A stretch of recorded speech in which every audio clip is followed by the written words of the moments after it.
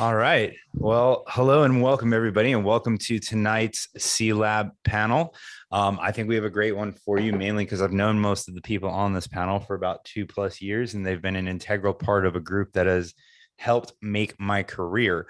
Um, listen, we have a phenomenal panel for you tonight. I want to get and kind of introduce the folks on it tonight. It's going to be Eric Stevens, David Ron, Stephanie Cronin from Curaleaf, VJ Choksky from Fox Rothschild, Amanda Barton from Mr. Cannabis Law, Mo Fana from BioTrack, Peyton Pipes from the University of Miami Law School and the founder of the Cannabis Law Society, and then DeRay Ross, who's the president of DeRay and DeRay Ross and Company. So, and then obviously Eric's from Florida for Care, and David Ron is with CanGen Insurance Services. These are deep experts in the cannabis industry, especially in the state of Florida. So I'm very excited for this panel tonight, and I'm glad that everybody is here to join us.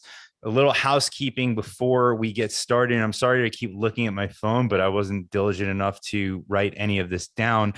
Join us for our next panel on December 2nd, which will talk about the Black Farmers License. For that panel, we have Eric Range, Sean Coyle, and VJ will be joining us again. VJ, like, you got to learn how to say no to Rob, man. Like, you don't have to do every panel. You're like the Peyton Manning of CLAB. You're just in everything. So, but it's going to be another great panel. I know that we have our Christmas party coming up. I think that's going to be December 7th. And then what I'm really excited for, and I'm glad that Rob got the scheduling wrong, December 4th through the 4th and 5th in Miami, we will have the annual CLAB conference. Like I said, the 2019 one was one of the best events I ever went to. It helped start and make my career.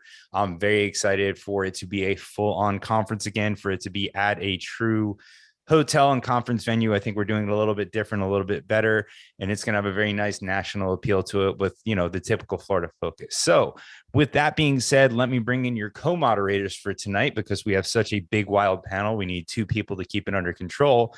I will now turn this over to Amanda Barton and Eric Stevens. You two, take it away. I'm going to bed. Thanks so much, Todd.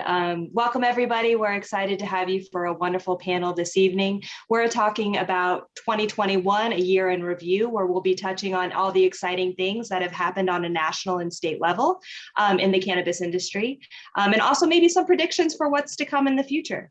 So I'll pass it off first to Eric Stevens.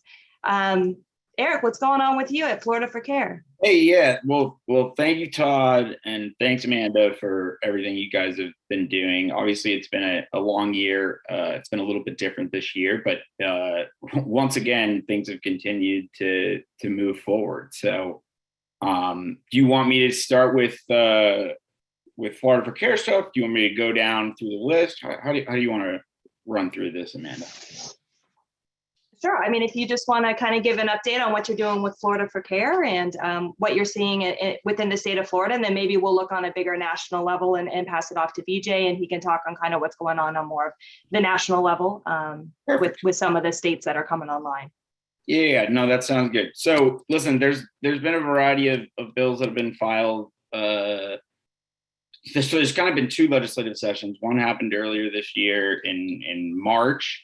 There was a THC cap bill that died, but it got a lot of steam, and there wasn't a lot of information against it. And so there's been a group of doctors that have been working, really just volunteer group put together, just kind of working to put some information research together to help be prepared ahead of some of that, and just to kind of give some suggestions of things that they've seen either work or not work. Especially, we saw a lot of good things with the emergency orders.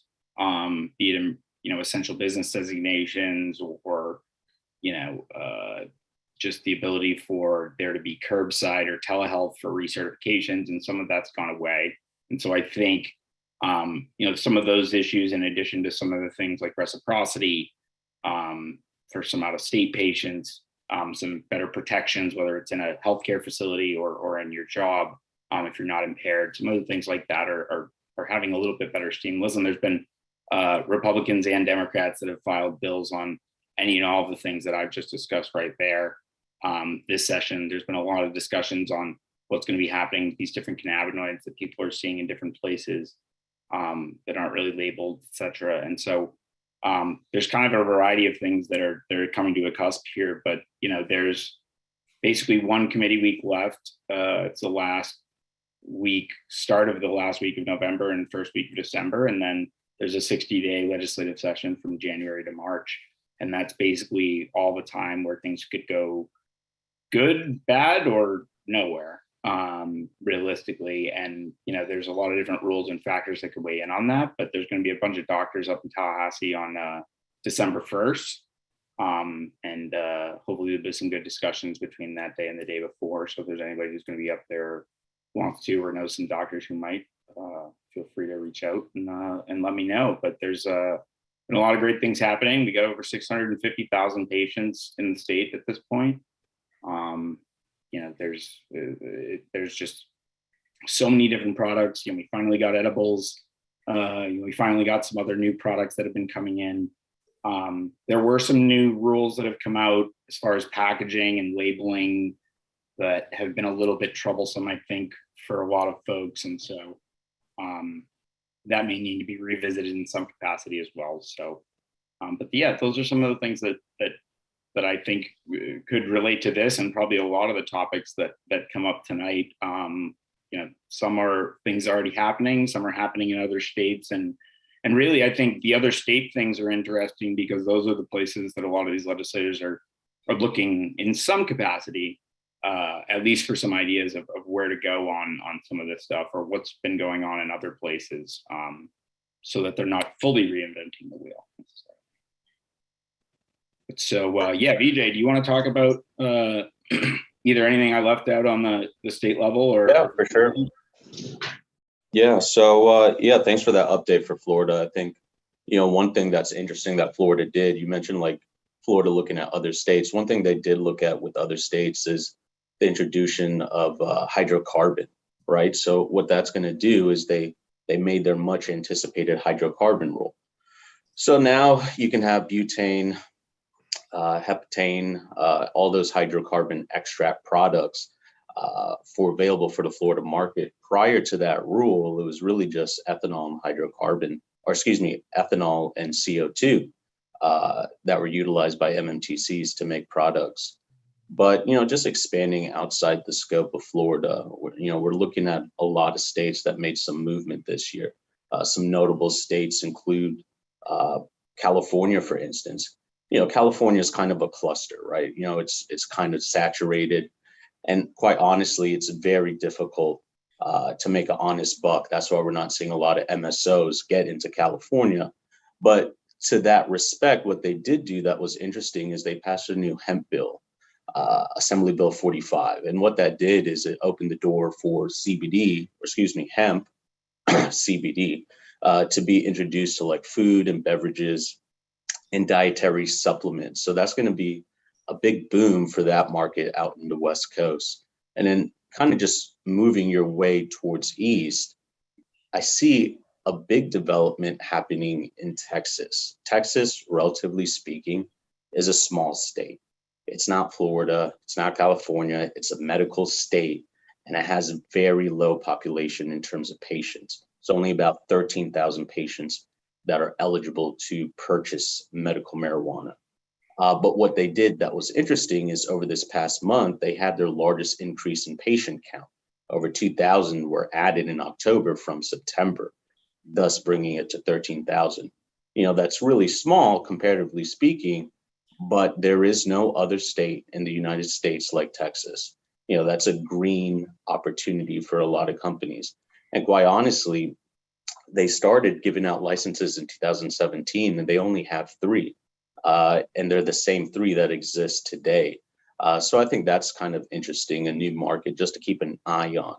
But moving over to the East Coast, we have states like New York, but most notably something like New Jersey, where they actually introduced their notice of application for adult use, their adult use program. And what New Jersey did, and Amanda and Peyton and Stephanie, anyone who wants to chime in, they really emphasize on 2 things: equity and municipalities. In New Jersey, municipalities have a lot of control, so much so that they actually could pick a preference in terms of licensees. They can restrict what type of operations are within their certain jurisdictions. But they also gave forth a preference in terms of equity, right? So like if you are a social equity applicant, you would be able to receive a preference. If you live in an impact zone, a socially disadvantaged area, you would receive a preference. If you're economically disadvantaged in terms of tax income, then you would receive a preference. If you're a micro business, you would receive a preference. So I think that's very interesting. And New Jersey did really go far in terms of their social equity. So that was kind of interesting. One thing I'll Yes. pile onto that, BJ, is that the micro license applications actually get a preference across all spectrum. So even across the various different breakdowns of equity, et cetera. I really appreciated the focus on the micro licenses and allowing the little guy to kind of get into the industry. I think that was a really good move on the New Jersey part. So yeah, it's almost like a micro business would be a step into that market, where you would be able to enter as a micro business and then later convert to an annual license business. So it really gives an opportunity for people who are cash strapped. So that's cool. Another cool thing that they did is on the conditional. So they actually have a whole separate license class that's called a conditional license. And so that allows you to apply for a license without having necessarily the real estate already secured, without necessarily having all the elements to a full application that you might need. And what we're seeing is they've recently come out, I believe in the last week or two, with more of their requirements as far as their actual application process. And it's like you mentioned, BJ, it's very much where they're going to first look at, they put a list of priorities. And the first one is social equity conditional applicants, then it's the diversity applicants, then it's the the impact zone applicants for conditional licenses. So it is very interesting how they structured it. I haven't really seen another state take on an approach like New Jersey has. It'll be interesting also to see what New York does in light of what New Jersey does, because New York has passed adult use, but it hasn't put forth their application requirements yet. So it should be very interesting to see what New York does in light of what New Jersey, how New Jersey has handled the regulations. And we forgot to mention, we just kind of jumped right into the nitty gritty. I like to get right to it. But if the audience ever has any questions, we will have a Q&A session at the end, but don't worry about forgetting your question. There is a Q&A down at the bottom of your screen that you can drop any questions in. We'll try to answer them in real time. And if not, we'll address them at the end of the webinar. So feel free to use the Q&A or the chat function at the bottom of your screen. And panelists, feel free to jump in if you have anything to contribute to anything that any of the other panelists are weighing in on. But also, BJ, talk a little bit about in Florida. We didn't really hit on this. There were some exciting developments actually in Florida itself with the Flora-grown decision being decided, and actually the Florida Department of Health is going to be issuing some new licenses, it sounds like, in the next year. And I know you'll be doing a panel next month on the Pickford applicant license. Do you just want to give a little preview about what you'll be talking about next month? Yeah, for sure. So, I encourage everyone to kind of tune in on December 2nd. We're really going to dive deep into Florida's release of the Pickford and Black Farmers license application and instructions, what applicants need to do to get their ducks in a row, positioning themselves to be a competitive applicant. This is going to be a competitive process. There's not a lot of class members pursuant to those class litigation suits of Pickford and in Ray Black Farmers, but they do exist. And if you'd like to apply, if you'd like to learn more about it, then I encourage you to kind of attend that. And that kind of paved the way. It's actually been 4 years in the making, right? They're statutorily required in 381-986 to award a license to a Black farmer. And that's Florida's version of equity, and I'll leave it at that. But at the same token, although there's only one license, there could be an opportunity where applicants who do apply may be in for a surprise by virtue of what happened last time, right? A lot of licensed applicants receive their license via litigation settlement. So we'll see what happens. 2022 is sure to be an exciting year on that front. Absolutely. I'm excited to stay tuned and see how Florida unfolds in 2022. I'd love to segue it over to DeRay. DeRay, I mean, you provide an essential function. Not only are you big on helping companies maintain a good image, but you also really help with crisis management. As a PR company, you get kind of called in the middle of the night when an emergency happens. So, what have you really seen over the last year be problematic for your clients or opportunities for future growth? Well, thank you for having me. I'm a proud part of CLAB on the leadership team. And so it's always nice to kind of look back at the last year and kind of what we worked on. And one of the things that we did and that we worked on was we put together a panel where we had Ricardo from FDAX on talking about Delta 8.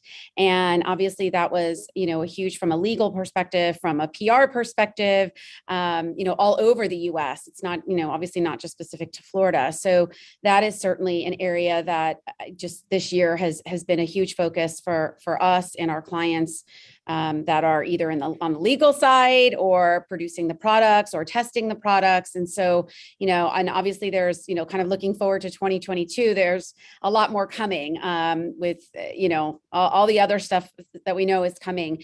And, that did play, certainly Delta 8 and following what was going on at each state level. Is it legal? Is it not? What can we do? What can't we do?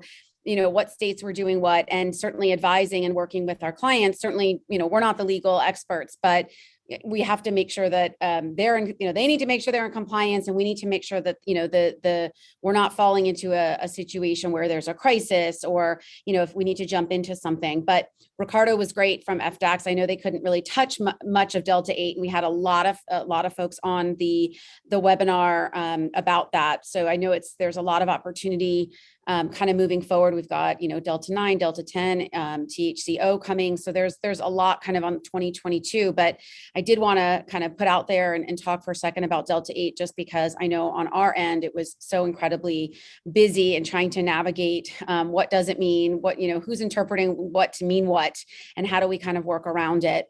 And then the other thing is, certainly just the consolidation and the opportunities with MSOs going into different markets. That certainly was and has been huge for us in kind of navigating that. There have been a lot of rebrands as well. So it's certainly in looking in reverse, kind of, and looking in the rearview mirror, 2021 was like Eric was saying, it was a long year, but in some ways it was a really fast year. It's kind of like that bittersweet when you look back, where it was, super fast, but super long in some ways. And it's just constantly shifting. And I think everybody on the panel would agree that 2022 looks like there's still going to be lots of, craziness.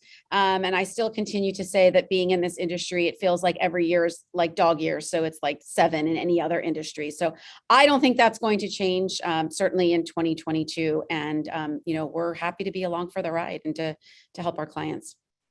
Yes, I tuned in for the Delta 8 webinar that you did, and it was very, very educational. And I give you a lot. I have to give you a shout out because you take a different approach than a lot of other PR firms in the sense that your team really does understand the legal aspects, and that is so imperative. And you do such a service for your clients in the fact that you really guide them and don't steer them in the wrong direction. You have taken way more of a compliance and learning the legal side than I've seen from other PR companies. And I really do have to give you a shout out because the work you do is really impeccable in the industry for the industry that, with your experience level and whatnot. So big shout out to you guys for everything your team's doing over there. You guys are doing a great job. But as far as Delta 8, I would love to touch on Delta 8 for a second. Delta 8 has become a really hot topic throughout the United States. Our law firm gets calls all the time to do Delta 8 opinion letters. So for you, those of you who don't know, Delta 8 is a natural occurring cannabinoid within both marijuana and hemp. It doesn't, in natural flower, it does not exist in very large quantities, but through labs, they've been able to concentrate it. And it's being sold as Delta 8, and it's being sold as legal hemp products. Now, some states have taken a very strong opinion on Delta 8 and have explicitly banned it, or their interpretation of their laws, saying that defining hemp as total THC under 0.3% has caused it to be banned. But there's other additional cannabinoids that are coming out. We see Delta 10 THCO, THCV, THCP, there's HHC. And it's really, really interesting to see, how people are approaching it. Recently, just in September, on September 15th, the DEA actually came out with a very, very short opinion opining on Delta 8. And they specifically said that so long as it is derived from hemp, it doesn't technically qualify as a controlled substance under the Controlled Substances Act. However, what they didn't touch on is the Federal Analog Act. And I think that is extremely important for people to realize. Like if people just read this DEA opinion and think Delta 8 is legal, there's more to the puzzle than that. There is a bigger analysis that needs to be had. So if your hemp company is looking to get into, some of these derivative products, I highly, highly recommend that you work with a lawyer in your jurisdiction just to make sure you understand, the legalities, not only on a federal level, but in your state, and really understand how the feds might take a look at some of this stuff. I know, Peyton, we were talking just a little bit before the webinar, so I don't know if you want to weigh in at all on the Federal Analog Act. I will definitely weigh in. So we've seen all types of stuff roll out. You've got D8, D10, HHC, and now you've got the, whatever you want to call it, ATHC, THCO. There's a few slangs for it. I think there's two major cases whenever you want to take an evaluation to these substances under the Federal Analog Act. You're going to want to take a look at US v. Forbes and US v. Washam. And essentially the issue when it comes down to THCO is that once it goes into your body, it is essentially just processed into Delta 9 THC, right? And the science behind THCO, it fits like a glove with the precedent in US Washam. So I really see THCO getting cut, not making the legality mark. I obviously, my opinions around D8, D10, it's legal under my evaluation, but I'm having some issues with the THCO as far as it crossing the line under the Federal Analog Act. So that's my opinion. I'm no master. So that's just something though to definitely be keeping an eye out and taking a look at whenever you're getting into these new derivatives and things like that. You really need to understand the chemistry and the bodily processes behind it, because that's what's really going to come down and determine whether it's illegal or not. So I think too many people have taken the Farm Bill and just sort of said, if we can make it out of hemp, then it's legal. And that's not going to be the case in some instances, especially whenever you're producing something that's psychoactive, stronger than THC, you're going to get some pushback on that. So that's my take on THCO. Definitely. And for those of you who aren't familiar with the Federal Analog Act, basically it's looking at a substance that might technically not fit the definition of a controlled substance. So for instance, Delta 9 THC over 0.3%, it's considered a controlled substance. So the Analog Act is saying that if the chemical structure is substantially similar to the chemical structure of a controlled substance, that's either a Schedule 1 or Schedule 2, it could be considered a controlled substance analog. Or if the effect is a stimulant, depressant, or hallucinogenic on the central nervous system, and it's substantially similar to another controlled substance, it also might be considered a controlled substance analog. So it really, like Peyton mentioned, it's really important to look at how not only these compounds exist chemically, but also how they react with the body.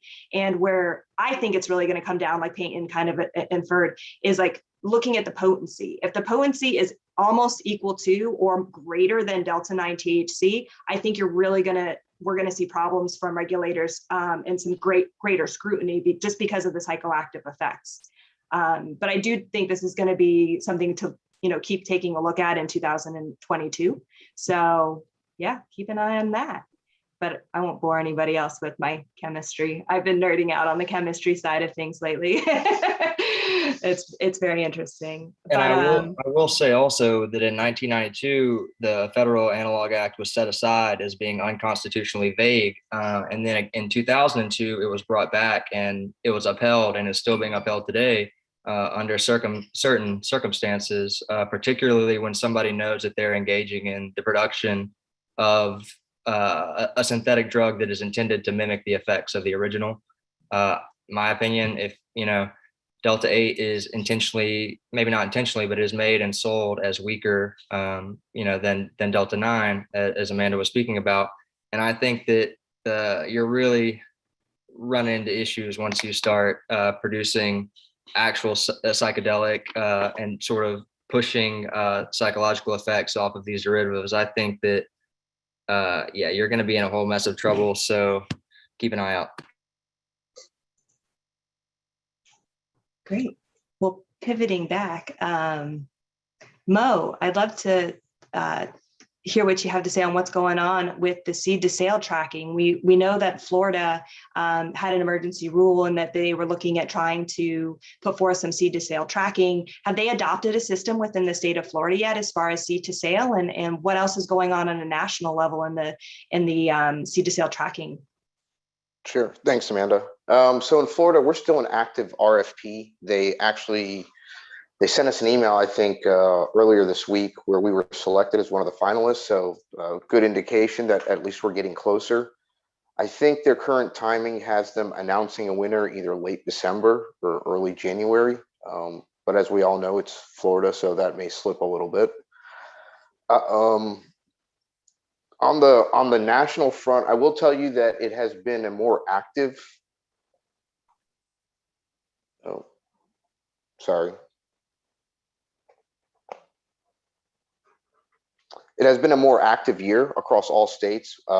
This year, I think Florida makes it probably like the 10th or 11th RFP, and there's also been a couple of other RFIs in the process. So very active on the state front. We just won the contract in Connecticut. We're also working with Virginia. To VJ's point earlier, like we're also looking at the Texas market. Alabama is starting to move in that direction as well. Also on the federal front, there's the MACE bill that's being proposed. So there's a lot of momentum moving in that direction. We're seeing more initiatives by the states on the executive level to create and drive the cannabis industry. Whereas, we've come from a place where it was ballot initiatives and there was a lot of grassroots activity from the industry trying to push for legalization. I think the social equity is also helping to bring more awareness. It's bringing more eyes onto the issue, and they're trying to level the playing field, which I feel is a good move across the board. I think some of the states are having challenges with how they're rolling it out. I don't know if you guys have been watching Illinois, but they rolled out the licenses. There's litigation. There's a lot of questions. So I think there's a lot of good intention by the states. I think how things are actually unfolding has become a lot more challenging. I also know, like in New Mexico, they have the micro licenses, but you still need $500,000 to play, even if it's a micro license. So there are some challenges. The intent is good, but like there's still some barriers to really kind of level the playing field. On the national level, I think a lot of what the federal government's challenge is you have varying degrees of regulation for both med and rec across the country. There isn't a clear-cut way for them to try to standardize some of these things. It opens up Pandora's box. Like, how do we standardize testing? Where does DOT come into this? What happens to the waste?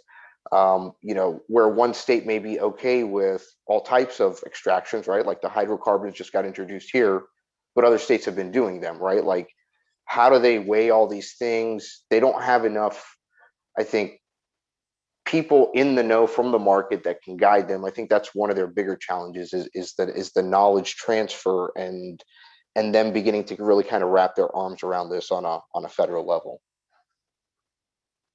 Hey, Absolutely. Mo, I had a quick question for you. I mean, in 2021, we had like a lot of M&A activity, not even just from the licenses perspective, but like for your industry, just the picks and shovels, right? The auxiliary companies.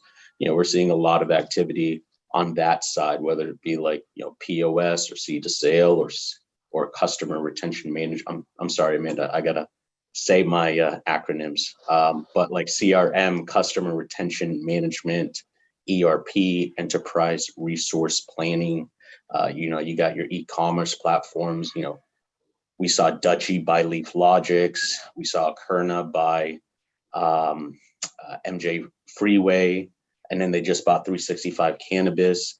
Are you seeing that on your side too, Mo? Like the consolidation of the auxiliary companies, and do you see that kind of continuing through next year? What's your forecast on that? I'm just curious.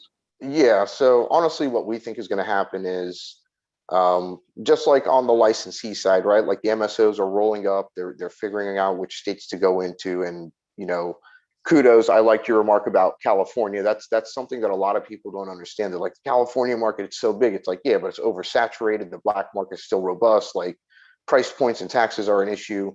We really think that over the next couple of years, a lot of these companies are going to get rolled in together because everybody's looking more for a full stack solution. So on our government front, that's what we're engineering right now is full stack solutions that cover the patient registry, the business licensing, surveillance, enforcement components, the seed to sale, analytics. We're getting more and more like requests from states to help them understand the data so they can make more informed decisions. Now we're going into real world evidence. Like our ultimate goal is the licensing and the registry feed into the seed to sale. The output of the seed to sale goes into the analytics tool. The data coming out of the analytics is then studied from a real world evidence to kind of make decisions. And the net result of all that is we move closer to being able to educate the prescribers on how to prescribe the products that are in the market, like coming up with some baseline dosing that like, you should ingest an edible that has this type of potency range, 10 milligrams 3 times a day, right? So you're getting closer to really being able to manage patients and their therapies. And I think that the recreational dollars out there are going to fuel a lot of what I feel like is what we need as an industry to kind of shore us up, right? So we've gotten ourselves here. Rec is turning on in more and more states. That money is going to be needed to then fuel the medical that's going to help safeguard our future further downstream, right? Because at a certain point, the recreational markets turn into normal retail markets, right? And saturation and the laws of business really kind of kick in there. And then kind of like what's next. So we really see that a lot of our focus is like there's going to be consolidation. We're also looking at, do we build by partner when we're talking about different technologies? So we're building a 2.0. We're building this data. Well, we've built the data factory. So one of our goals is to help create this ontology or taxonomy to standardize how we collectively as an industry can like look at information about products and demographics and segmentation in a standardized way, right? Because like the naming conventions all over the place. What somebody claims is a 1 gram cartridge in another state may be interpreted as like, no, you're really at 75% potency. That's really a 750 milligram cartridge. So we've developed this data factory where we ingest data from not only our customers' systems, we pull from public sources, we buy from different assets, we purchase consumer data. So we have 50 billion transactions on the consumer data side. We have contracts where we receive 90 million prescription claims records every week in a HIPAA de-identified manner. Like all that kind of gets cooked into our pot of analytics through our data factory, and it goes through this like sanitization process to then give, whether it's the investor community or the medical community or a state that's asking like, how many dispensaries do we open up? How many more licenses do we allow? How much does the existing supply chain infrastructure support in terms of scalability? Are there nuances? Like, what are the tax implications? Like, we're getting all these types of like more technical and specific questions as, there's more money obviously from the rec taxes. There's more visibility on this whole market in general. And as you've seen from some of the valuations, right? Like Dutchy and Leaf Logics kind of kicked it off. The valuations and the funding for this industry is kind of getting pretty high up there, similar to kind of maybe what we saw in Canada. I don't know, maybe 5 years ago, where they were just like handing them money hand over fist. So we are definitely seeing the consolidation. We're expecting that in 3 years, there's a lot fewer players. Things have gotten rolled up and you're getting more to like one-stop solution. So If you do go to like a Spring Big, for example, they do the text message, they do the CRM, they do payments now, they do online ordering. You know, I'm sure they're cooking up some level of analytics in the background. Like everybody's getting to the point where they do everything. I think, you know, just speaking from personal experience, the seed to sale piece is always a lot harder. There's so much complexity. Everything is always a 911 if there's a problem. So I think people tend to stay out of that. I think, you know, there's probably 70 plus POS providers across the country at this point. Anybody can get a good 100 customers or so if you have enough of the right people. You know, scaling across different states and being competitive with your feature sets and providing, you know, as we scale with these MSOs, like their needs are changing from day to day. They are becoming more streamlined. The accounting and the cost component to all this is more and more important, which requires more and more technology, more controls. That's really the direction that we're going in, is coming up with a turnkey solution that allows from the mom and pop to, you know, the likes of a Cresco or an Acreage or a Curaleaf to be able to leverage our technology, whether it's native components, whether we partner with integrators. But that's really what we're seeing, right? The market's just going to look very different in 3 years from now. For sure. Yeah, absolutely. Yeah, I was going to say, let's hear from Curaleaf. I know, Stephanie, you've been dealing with some of the challenges as far as marketing and packaging, and you know, with all the, you know, Mo, you pointed out some really good points. It's really, really hard on a state level when everything's so diverse. Stephanie, what are some of the challenges you see?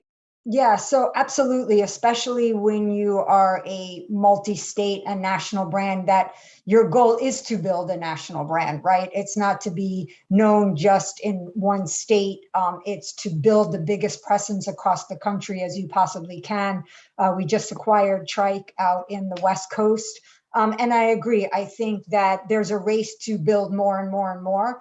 And I think everything's going to be consolidated. I think I do have a background in pharmaceuticals, and just like I saw when I used to go to them for sponsorship of my television show, there were this many pharmaceutical companies and they just kept eating them, each one of them up, right? And the strong survive. So I think we're going to eventually see the same thing here. I think a lot of companies are trying to build and build and build, and then who knows, when it goes federal, there'll be those that stay and those that will sell out to a big pharma or a wine and spirits or that type of thing.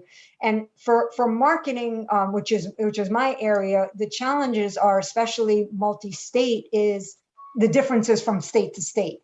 You try to come up with some streamlined ways of marketing or companies to work with, or just like Mo was saying, the one-stop shop, because if I have to go to 17 different people for all of my data, as opposed to one person where I can get everything at once, it's quicker, it's easier, and it's just a much more cohesive way of doing things. So that is the goal, as I think it is with the MMTCs, right? We want to be the one-stop shop too, whether it's a tincture, a vape, an edible, a brown, whatever that looks like. We want you to be able to come to us to get everything, because if you don't have that variety, you have a greater risk of somebody going somewhere else to get it. And maybe while they were there, they didn't want to go someplace else. So they just decided to bring the whole purchase there rather than, and then not get to you. So that one-stop shop is extremely important. But again, when you are creating marketing plans across a nation, and every single state has different rules, and what you can say one place you can here. Like we have packaging here in Florida. If it's an edible, it's white, period. White with one color for your logo. When you're trying to have some fun and excitement, you know, in something and everything's just white, it's kind of difficult. And then with the new labeling, having to open up, taking receptacles out of their boxes so you can put the label on it, and then you have to put it back, which means more people are touching things, and it takes a lot longer. So some of these laws have created, you know, a little bit of difficulties. And again, like we said, one of the main things is the different laws state to state and what you can do. It just makes challenging trying to build a national brand. It just makes it much more challenging. Do you think that'll change if we are able to, you know, become legal on a federal level? I think so. I mean, I think if it's, you know, I think if the laws are similar, if they're not the same, or if it's federal on a legal level, and it's like now it's being guided by federal, so it's the same thing over, you know, throughout the whole country. I think at least for marketing purposes, sure, when you could build one major campaign for an entire brand, like, dare I say, a Nike or whatever, it's very difficult for us to do that because everything is different from state to state to state. I work with my regional counterparts throughout the country, and every time we're on a meeting, we can't do that here. Oh, we're going to do this here. We can't do that here. So everything is changing. And like we've brought up in the past, if I turn around tomorrow at this time, we could be having a completely different discussion because something changed. Sounds like Mo can relate. It's just, you know what it is? It's like, it's so, you know, we work with a lot of these different states, not only from like our state level, but with our customers.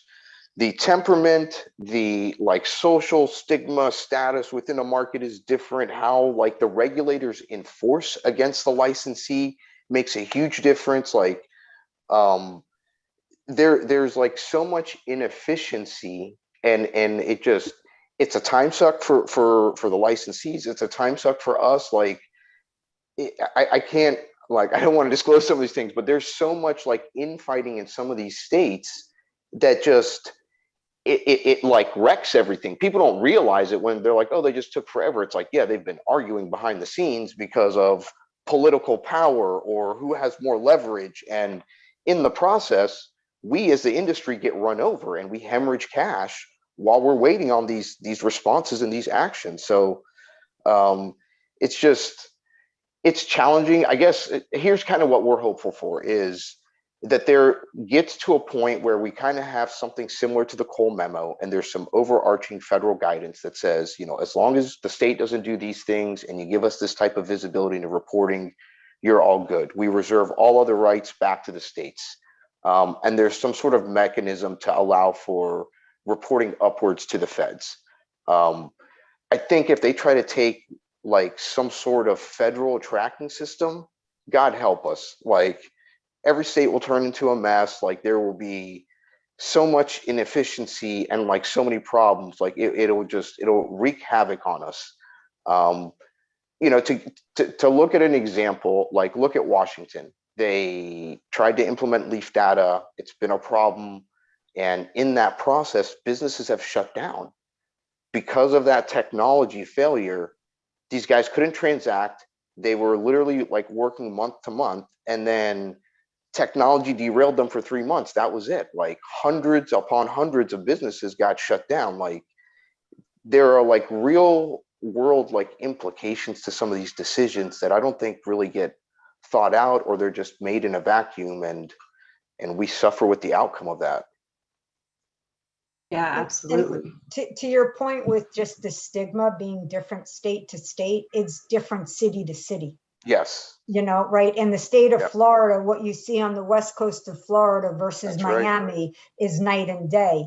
And if, at least for the education of it, if it was a combined effort and a group effort from everyone to educate the benefits and everything like that, it would be so much better than each one of us going out individually piecemeal, trying to educate and change that stigma. Because that's just the one thing that we're really focusing on, is changing the stigma for people to be educated to the point where they realize this is a safe thing and it may be an option for them in their wellness. Let's forgetting about recreational for a minute, but let's talk about wellness, that it is a safe and viable option for them. If you would remove the stigma, they would consider it, where now they won't even consider it. But it's really, I travel the state and I see the difference when I attend something on the East Coast, especially Southeast, versus the West Coast, where they're open and the stigma is more,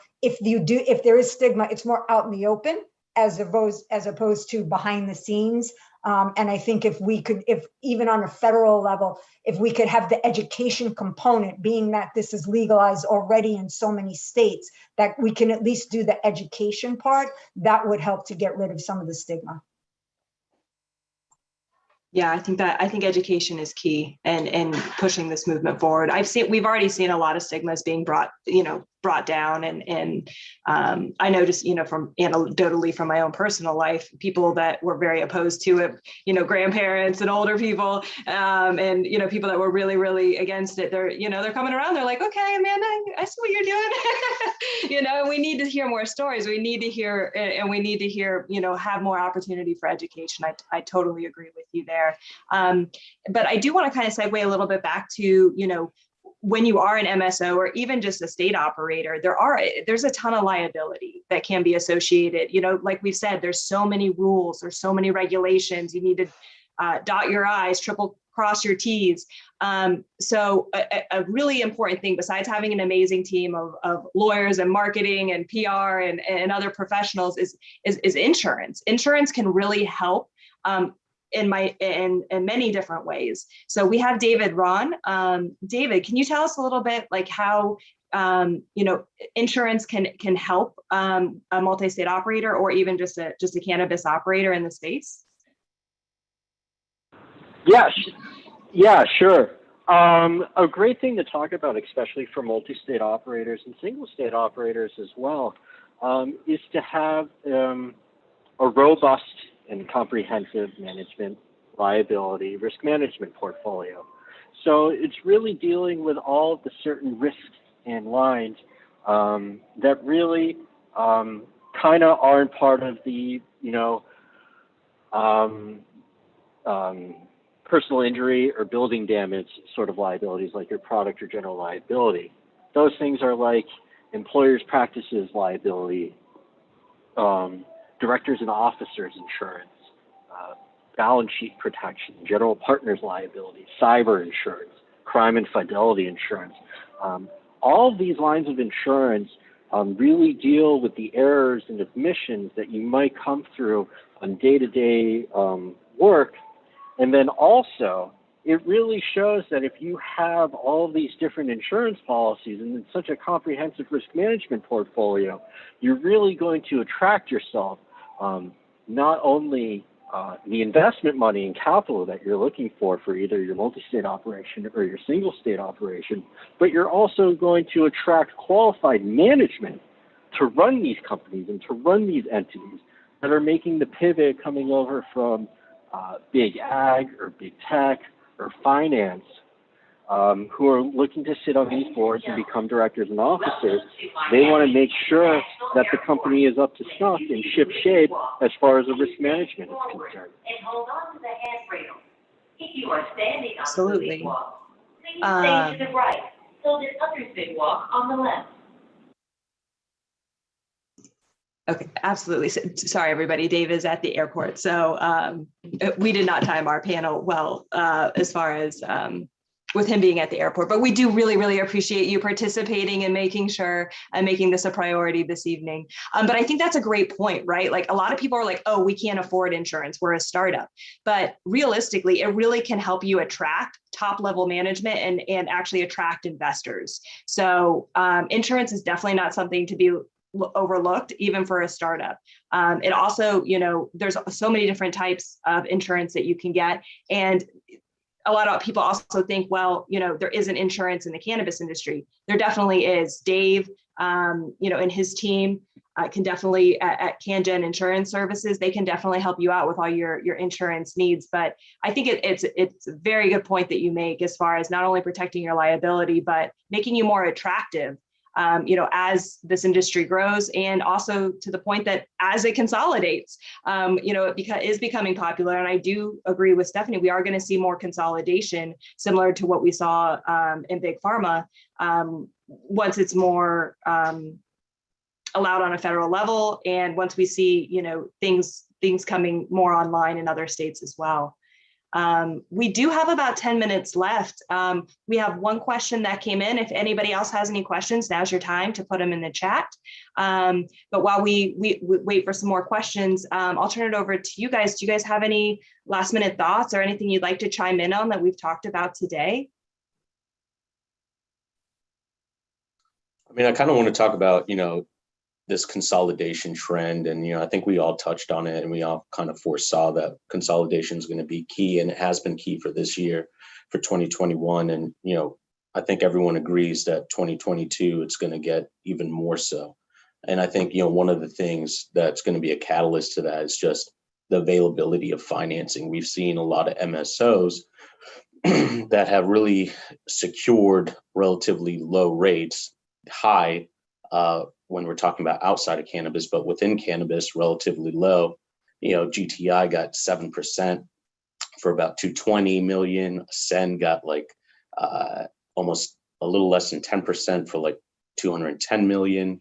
And we're seeing all these rates kind of indicate that there's like an active progression towards like debt pricing. And, Ascend and GTI, they're on the top of the chain, but you're really not going to have that affordability if you're a smaller operator, because one, you don't have that luxury of profit levels, you don't have a lot of revenue to show for, and you don't have assets to be secured.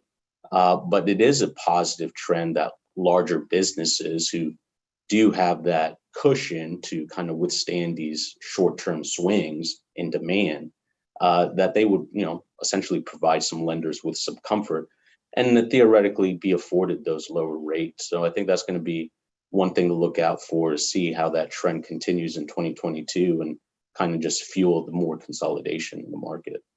And I mean, this year was huge because cannabis also survived COVID, right? It thrived, actually. It was deemed essential. So we're now all essential. So that's a big move for cannabis. I would jump in on I always kind of laugh in a way where during COVID, here we have in Florida, we're deemed essential, right? And, you have to have a card, and we're dealing with MMTCs, so it's really not accessible to everybody, but yet it was deemed essential. And so it's almost, kind of, I mean, it's a good thing in terms of what that means that is coming, but, we were able to capitalize on that for some clients in the state of Florida. It's just, it's just kind of odd that we're dealing with so many roadblocks, which we've all talked about here today. Certainly when Stephanie was saying, the roadblocks over and over again with branding and packaging, and, certainly we've experienced on events and what we can say and all of that. And so, I think it all kind of weaves into each other, the consolidation, certainly the branding with the consolidation, what that looks like, and the experience in the store, and making sure that we have offerings here as things get consolidated. And then going back to even, just the finances that VJ was talking about, it's all just so intertwined, and all of these things individually, and PR kind of making the announcements and helping announce the rebranding and working on the branding as well too. But I think, like VJ said, it's going to continue. Things are pointing in the right direction, even as Eric is saying in the state of Florida. But they all are connected, which it's so in some way, it's really interesting that it's all affecting each other. And so we can pull out these different components of it, but they really are all intertwined. And, to me, it makes it fascinating. But, I still go back to being able to pitch during COVID that, we had a client that was deemed essential, and yet, you have to have a card from a doctor to be able to purchase. So I do think that means, it's a good thing where things are going, certainly in Florida, but it does make things, like Stephanie was saying, on the education side. That is all what, we're all still educating and educating patients, doctors, people in general. And so I think so much of what we're all doing, including what Mo was saying, is continuing to educate. And I think that's kind of a commonality kind of across all that we're saying, and we're preparing for what's to come, but certainly everything is intertwined. And, that's what keeps, I think, all of us going, is who knows what to expect at this point. And to your point, DeRay, the fact that we were deemed essential, and then as we came out of this to a certain degree, then they took away telemedicine, right? Which still people who were afraid to travel and were immunocompromised didn't want to have to go to the doctor or a doctor's office, and they decided not to renew their license or re-up, whatever, because they didn't feel comfortable going out to a doctor's, but were essential, but you're going to remove telemedicine. So it just keeps going around and round and round. Yeah, I and think so that's a hopefully great we'll point. keep moving in the right direction, but that is a very good point. I mean, I think between that and how the discussion may trend on the different types of THC, what may be allowed, where and how, it's all kind of evolving. And I think the more we can base it on data and research and information and people that are continuing to do more of that, I think the better. But good point, stuff. Absolutely. I'm sure you'll be advocating next year to bringing back the telemedicine on behalf Yeah, of we already Florida. are. It's the only bill that's matching right now, and if Has it been doesn't come out filed? by March, no one's gonna have it for like a year and a half. So we'll. Yeah, and it's crazy because I think you have to renew your card is it 7 or 9 months? Like it's not like annually, it's even like shorter than that. So it's really kind of a hassle for I think it's medical it's patients. more than a shot than anything, but we'll see. We'll update you guys on the next month on that one. Yeah, the card is once a year. Your certification is twice a year, every 210 days. So you have to at least go to the doctor twice a year, at least to get it renewed. And the other thing, as you brought up, I think reciprocity is really important. And that's something that we want to educate, especially in Florida with all the seasonal and the snowbirds. They shouldn't, a lot of them don't realize, like, and how do I get my license here, and what are the requirements to let them know, especially from state to state when you're in multi-states, to have that information available and a place for them to go to find out what the laws are state to state and how you can travel and still be legally getting your cannabis if it's not. If it's and the rate of increase for patients has gone down to almost half of what it was before this was allowed now, if you look at the numbers. Yep. So I think that's a lot of people that weren't able to get in, couldn't get an appointment, sadly aren't involved anymore. Hopefully they'll be back. Maybe they're better, but it is interesting. So I'd like to touch on this. I get to do consulting with a nationwide telemedicine company doing medical marijuana cards, and we run into massive issues. Even here in Florida, we've got areas in North Florida with a, close to 2-month wait. And it's just, if I don't call you 2 months, let's say I'm a patient, depending on this for epilepsy, I can't go 2 days without this. I'm definitely not going 2 weeks without my medication. So we're sending people back to the black market with these long waits. It's not a huge problem we see in South Florida because we have so many clinics, but throughout North Florida, I've been dealing with a consistent problem of consistent calls of my physician. Every physician in my town has a month wait. So call right your legislators. So yeah, and let's talk, or come up to Tallahassee on the 1st. Yeah, but that's also, I think it's also, if you notice, their doctors are not increasing, right? The doctors who are certifying are not increasing. So when you look at 50,000 patients versus 2,700 doctors who probably, that number is probably way higher than it actually is, the ones that are actually active versus have a license. So when you think of that, I mean, I just think that it became a lot of work for the doctors, especially not talking about what I call clinics that only do the marijuana certifications, the doctors who incorporate it into their practice. It was a lot of time. Patients in this are very needy because they're desperate, because they've been looking for answers. They need information, they need education, they need handholding, and doctors are either don't have the time to do that because of all their other patients, or don't have the ability to do it because they don't have the correct education for it and don't have the time for it. And so I just think a lot of doctors in practice, regular practice, felt like it was just a lot more money. A lot more trouble or a lot more work than they anticipated it to be. And then the ones that went in it to make the money realized, not really doing that. And there's a lot of work, so I'll leave it to somebody else. All very good points. So, I mean, I definitely think we need to talk with our legislatures and, really push these issues forward here in the state of Florida. I could talk all night about this, but I do want to be respectful of everybody's time. We do have one question, which I would love to address. We had a question from David from the audience who wrote in. He said, what are the ethical implications for a Florida lawyer to give advice on obtaining a marijuana license, any type, because of the conflict between state and federal laws? Can a lawyer ethically give advice on this topic?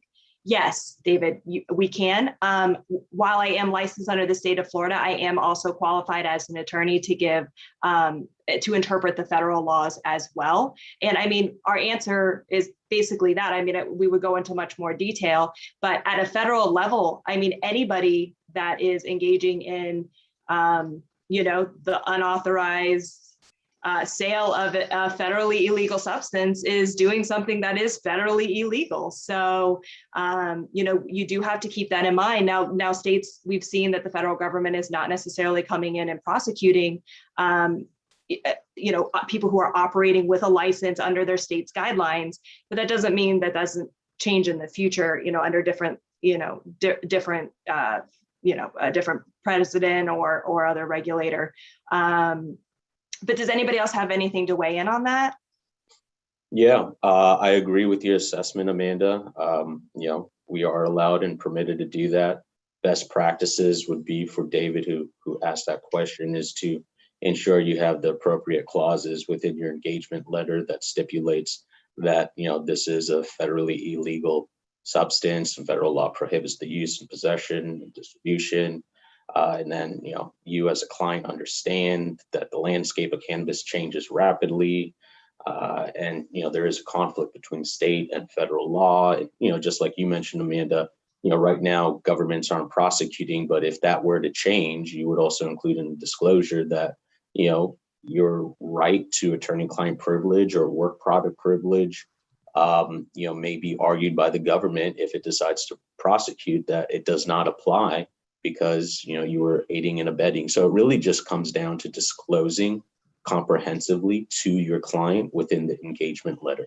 That would be best practice to mitigate any type of liability. And of course, we're dealing with cannabis, so you can't mitigate everything. All you can do, well, you can't reduce everything or eliminate everything. You can only mitigate. So, yeah, disclosure is key. Any opinion letter we write, of course, both in the engagement, it's important to have that language, but also in any legal opinion letter we write. And it is a risky space for lawyers as well, because at the end of the day, if the wrong regulator came in, we could be seen as aiding and abetting a federal enterprise, an illegal enterprise. So, I mean, even lawyers and the picks and trouble people that are helping the cannabis companies are taking on some risk. I'm sure if the regular Law and Order was still on, I'm sure there would be an episode involving a cannabis doctor being sued or something like that. Gosh, I hope not. Well, I just want to thank everybody for their time. This was a great panel. I look forward to seeing what the year ahead brings. Tune in next month. VJ is going to have a really, really great panel on the Black farmer here in Florida, on the license that's being given out. We appreciate everybody. Thank you so much for your time. Thank you. Happy holidays. Thank you, everyone. Yes. Happy holidays, everybody. Thank you. Happy holidays. And everybody. Come to the annual conference. It's coming up. February 5th and 6th. Bye, guys. Yes. Bye. Bye.